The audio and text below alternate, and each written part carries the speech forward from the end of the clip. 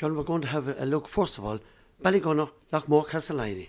Yes, Stevie, 1:15 Welsh Park, Sunday.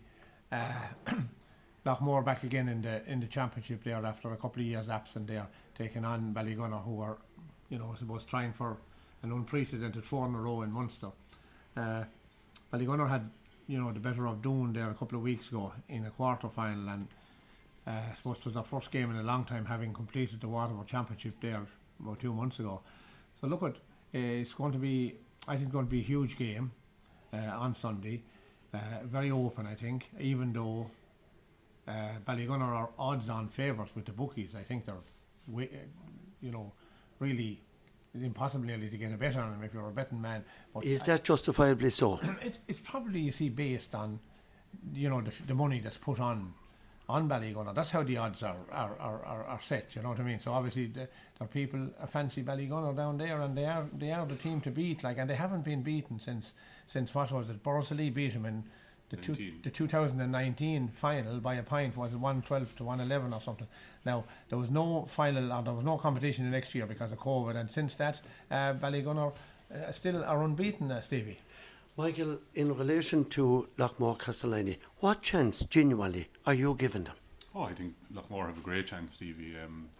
They're Tipperary champions. They've Ballygunner, albeit a 9-week break going into the Doon game, they looked, I suppose, a little bit ring rusty early on, and they kind of caught fire in the last 15-20 minutes. But I think Loughmore, obviously this is going to be a grudge game. The last time they met was the game in the stadium when Johnny Murphy sent off Noel McGrath, very harshly so, and I suppose that'll be in the back of the Loughmore minds as they go up against Ballygunner now on Sunday. But look, there's great players on both sides. Obviously, Daisy Hutchinson is the one that Loughmore are really going to have to look after. He scored 6 from play there the last day against Doon, and I would imagine it's another man marking job for Larkin Egan, similar to what he did with Darren McCarthy in the county final. But I think in the middle of the field, Sheehan and Levy for Ballygunner, they get through an awful lot of work. But Noel McGrath and Kieran Connolly are probably the 2 best hurlers for Loughmore. So that matchup is going to be huge, I think, and to see who comes out on top there. And we saw, I suppose, the effectiveness of Noel McGrath in the latter stages of the county final when he dropped really deep, really inside his own 45, and orchestrated things from there. And that'll be interesting to see, is he given that space to do that? Will Ballygunner let him go back there to pick up ball? Because I think our own county final was very tight until McGrath started pulling strings, and that's when I suppose they really got a foothold in the game. And I don't know, will Ballygunner let him do that? Because I suppose if you can keep the ball out of Noel McGrath's hands, you give yourself a way better chance of getting over the line. John, what way do you genuinely see the result of it, or who do you think is going to come out on top? Look, you have to fancy Ballygunner. They are the favourites, they are the team to beat, they're there for a while,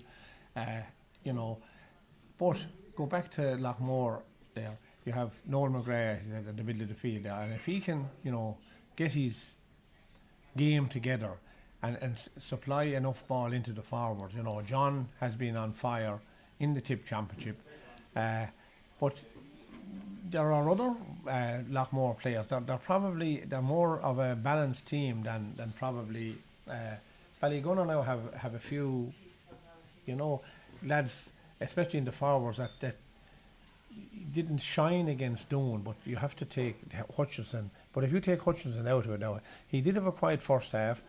Pádraig Fitzgerald, I think he got 5 points from play, so that was 11 points from play, which was a huge amount. They're going to be curbed, but the problem is you can't curb them all.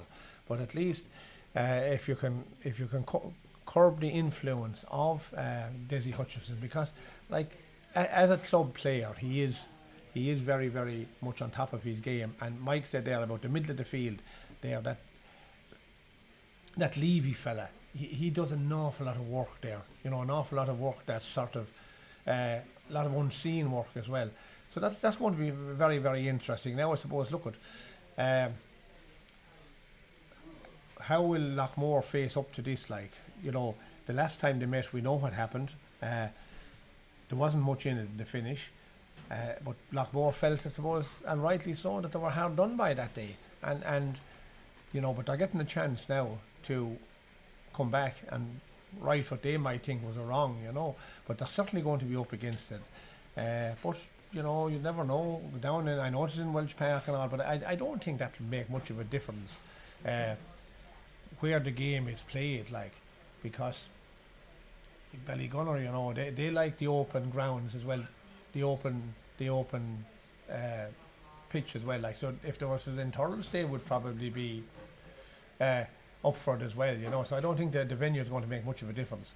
But the problem is, you see, that Loughmore are going to have to put away their chances, especially if they create goal chances. Now, Doon created, I suppose, probably 3 goal chances, didn't put away any of them. There was good saves from O'Keefe, but I think the finish shot was probably not what you'd expect, you know. So that if Loughmore get in close to him, they're going to have to put it away, like. Michael? Yeah, I think the goal chances is one that's really important. And look, I suppose when you come up against teams, better teams, perceivably you have to take your goal chances, and I think if you were to meet any of the Doon players, that's probably the thing that they will tell you most, is that when the chances were created and they didn't take them, that's ultimately why they didn't get over the line. A big plus for Loughmore, of course, coming into the weekend is John Maher is back from Australia, back training with the team, former county panellist, and I mean, I don't expect that he'll start, but what a boost for them in training and for the panel on Sunday. If he gets on at all, like we know the calibre of player that John Maher is, and he really add to that Loughmore line out. And look, I think Loughmore are in with a great chance at the weekend. Couldn't tell you whether they'll win it or not, but they certainly will give themselves a chance. And as we know, as the old saying going, Loughmore are never bet, you know. And I think that'll be the same on Sunday. They'll be very, very close to it at the final whistle. What about Mal Rovers in the junior championship? Yeah, up against it now. I think on Sunday, Stevie, Russell Rovers are the Cork Premier Junior champions, beat St Catherine's, another East Cork side there in the final. But Mal Rovers going very well. Had a huge win over Kilgarvan and Kerry there in the quarter final. Dara Ryan scoring 14 points of 25 in that game. Killian Butler is playing very well for them as well. The McKeowans in the full back line, but I think the form of Ben Owens and Rian Quigley is real good for Mal Rovers at the moment.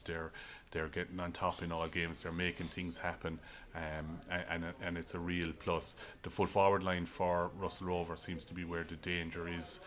Bosang, who has been on Cork panels, Kieran Sheehan, who used to play football for Cork and in the AFL in Australia as well, plays at full forward, and Brian Hartnett as well. They got 2 of their 3 goals in the county finals. So look, Mal Rovers will have to be up on it. It is the 5th tier of Cork hurling that Russell Rovers are coming out on. They're the Premier Junior champions, but they're certainly no bad side. So it'll be a real test for Mal Rovers down in Middleton on Saturday. I think that game is on. In a nutshell, John? Yeah, look, and Russell Rovers have been down this road before. They won the Munster Junior in 2019, beaten in the All-Ireland in, I think, 2020. So they had their Cork final, I think, 2 weeks ago.